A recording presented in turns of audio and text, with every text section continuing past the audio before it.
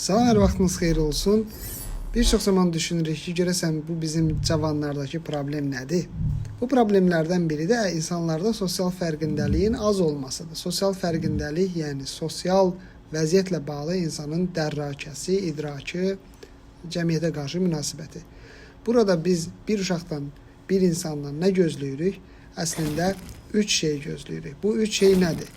Birincisi empatiyadır. Yəni özünü başqasının yerinə qoya bilmə.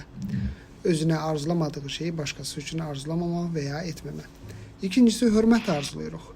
İnsanlara təşəkkür etmək, insanlara qarşılıqsız hörmət etmək, canlıya, cansıza. Üçüncüsü isə sosial normalara əməl eləməyini istəyirik. Yəni bizim əməl elədiyimiz normalara digərlərinin də əməl etməyini istəyirik və bizim övladlarımıza öyrətdiyimiz dəyərlərə başqalarının da hörmət eləməyini istəyirik ki, onlar birlikdə yaşaya bilsinlər, sui-istifadə olmasın.